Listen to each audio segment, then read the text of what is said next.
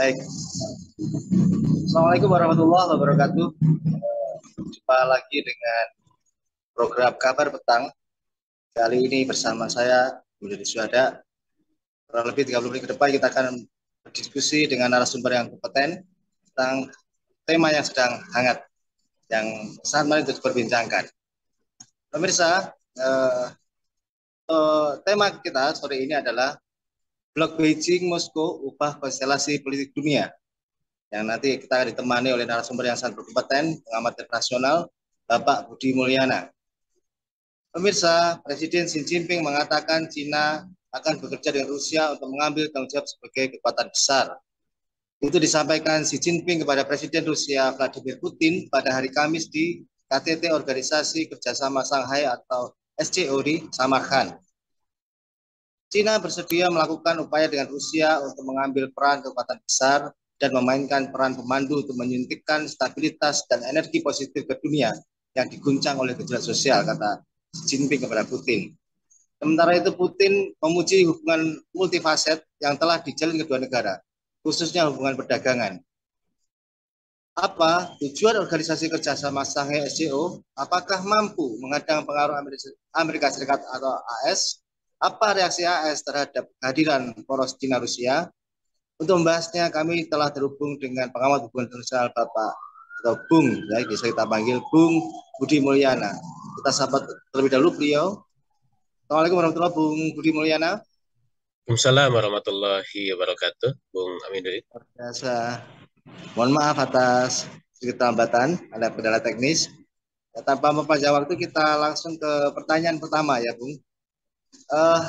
Konferensi tingkat tinggi atau KTT SCO digelar di Uzbekistan pada Sabtu 17 September 2022. Menurut catatan Bung Budi, apa motif organisasi kerjasama Shanghai SCO yang diusung oleh Cina Rusia ini? Silakan.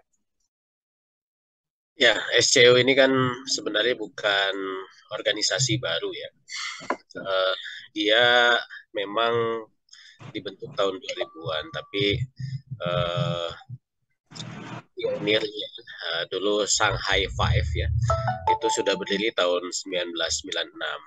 Cina, Rusia, Kazakhstan, Tajikistan, Kyrgyzstan membentuk Shanghai Five yang kemudian menjadi SCO.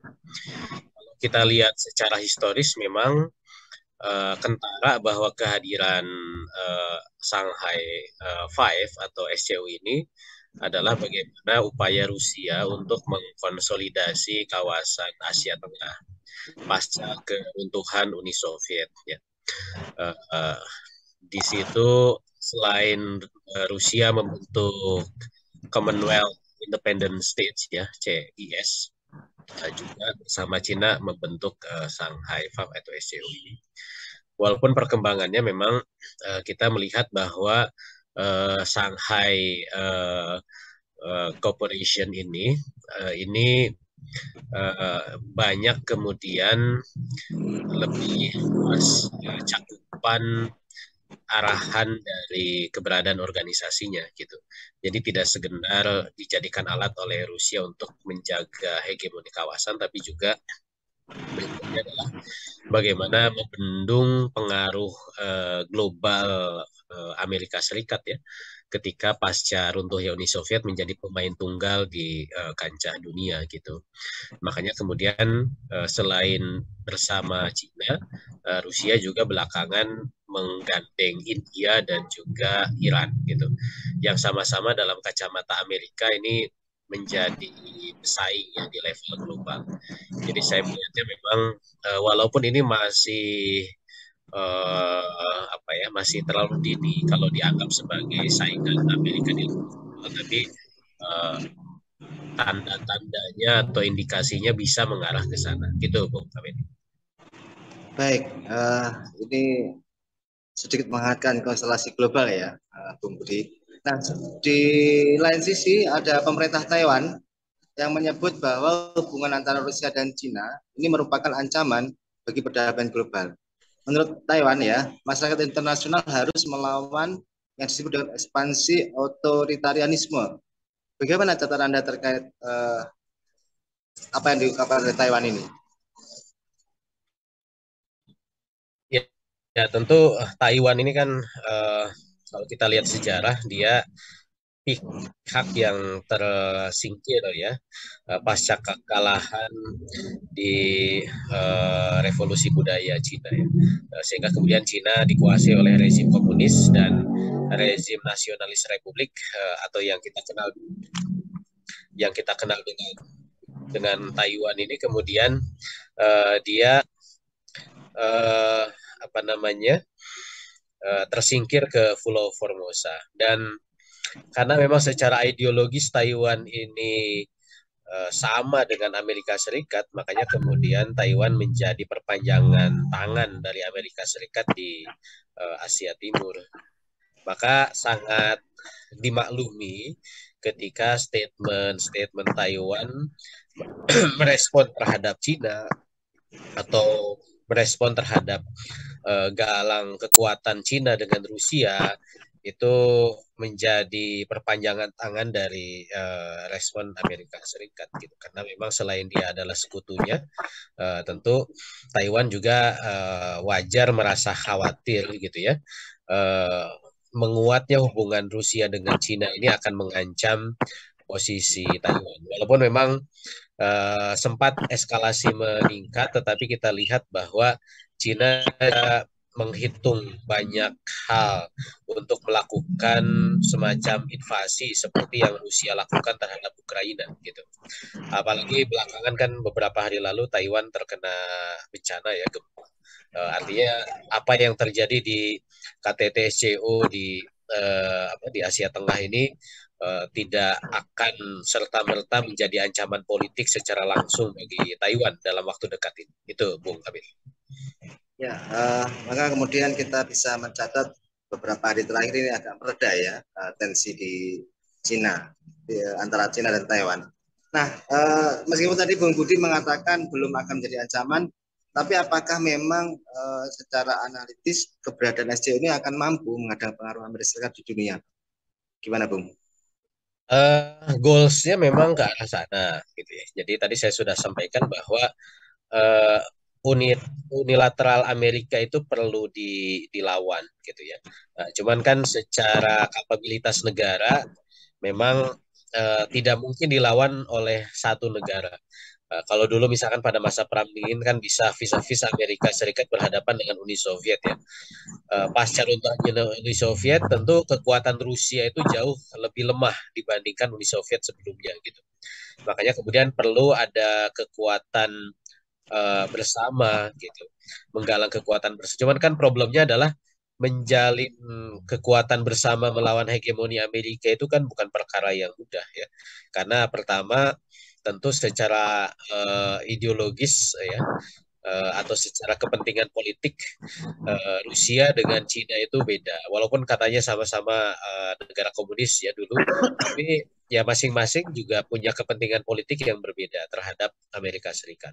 Apalagi ketika menggabungkan dengan India, yang India juga punya konflik dengan China di beberapa sisi, kemudian juga ada Pakistan di sana, ada Iran di sana. Memang ini kekuatan-kekuatan potensial kalau menyatu itu bisa menghadapi Amerika menjadi kekuatan yang sepadan lah setidaknya begitu. Tetapi masing-masing negara tadi ya India, Cina, Rusia, kemudian Pakistan, ada Iran itu punya kepentingan nasional yang berbeda-beda dan perlu waktu yang banyak untuk menyamakan kepentingan untuk digunakan menghadapi Amerika Serikat. Bahkan bisa sebaliknya justru Amerika Serikat memanfaatkan negara-negara tadi karena memang Amerika juga punya hubungan yang baik misalkan dengan Pakistan ya dengan India juga gitu bahkan kadang Amerika juga memanfaatkan perbedaan antara Rusia dengan Cina itu untuk mengadu domba kedua negara itu untuk melemahkan salah satu jadi ya ada upaya ke arah sana untuk membendung kekuatan global Amerika tapi masih butuh banyak waktu untuk bisa membuktikan soliditas dari SCO ini. Gitu. Memang tidak mudah ya secara historis maupun faktual kita melihat kekuatan Amerika memang luar biasa sampai hari ini. Nah, sebagai objek dari uh, yang ditarget oleh SCO ini oleh Cina dan Rusia, apa reaksi Amerika yang Anda catat, Bung, terkait dengan apa ancaman dari SCO atau poros Cina Rusia ini? Apa yang sudah mereka lakukan dan apa yang sudah mereka upayakan untuk menghadapi ancaman tersebut? Ya, sebenarnya dalam kacamata Amerika tidak ada persoalan yang baru ya. Tidak ada sesuatu yang baru dari menjalin kekuatannya antara Cina dan uh, Rusia ini gitu. Karena tadi saya sudah sampaikan SCO ini kan sudah lama lahir kan. Bahkan dalam periode kedua SCO ini kan mereka seolah-olah seiring sejalan dengan agenda global Amerika. Mereka sebut mereka menyerang atau memerangi three evil ya, tiga setan musuh bersama. Apa itu? Terorisme, kemudian separatisme dan ekstremisme gitu. Terorisme itu agenda global Amerika. Terkait dengan separatisme dan ekstremisme itu yang memang secara real dihadapi oleh negara-negara di Asia Tengah ya dengan menguatnya fundamentalisme di sana dan kemudian keinginan untuk memisahkan diri dari beberapa negara di sana misalkan Cina dengan Turkestan Timurnya atau Uigurnya gitu. Makanya kemudian itu bahkan dalam catatan saya Amerika masuk dalam kerjasama SCO dalam beberapa hal gitu. Artinya memang apa namanya soliditas dari SCO kalau memang betul-betul ingin digunakan untuk menghadapi hegemoni Amerika itu menjadi catatan ya. Karena Amerika sendiri justru masih menganggap memang SCO ini bukan menjadi ancaman utama ya. Tapi tentu Amerika pasti memberikan perhatian ya. Karena kita tahu bahwa Amerika dalam apa namanya dalam rilis yang memprediksi bagaimana situasi global di 2040 itu menyebut bahwa memang faktor Cina itu menjadi faktor yang dominan dalam konteks politik global gitu. Dan di sini tentu SCO ada Cina sebagai determinan di sana kan. Artinya move politik global Cina itu tentu menjadi bahan perhatian bagi Amerika. Baik Cina terhadap Taiwan, baik Cina terhadap Laut Cina Selatan, termasuk juga Cina terhadap kawasan di Asia Tengah. Itu begitu. Ya, ini akan semakin menarik ya, Bung, ketika kemudian terindikasi ya, atau mulai ada apa namanya sebuah kecenderungan ya beberapa negara Asia seperti Jepang, Korea Selatan, dan India yang ada rumor ya mulai kasakusuk untuk memastikan posisi di antara kota besar dunia. Jadi mereka kayaknya mau mempertimbangkan ulang apakah akan tetap bersama Amerika atau kemudian merapat ke Rusia dan Cina seperti yang sempat Bung Budi Mulya sebutkan di awal tadi. Ini apa yang bisa kita baca dari fenomena ini, Bung Budi?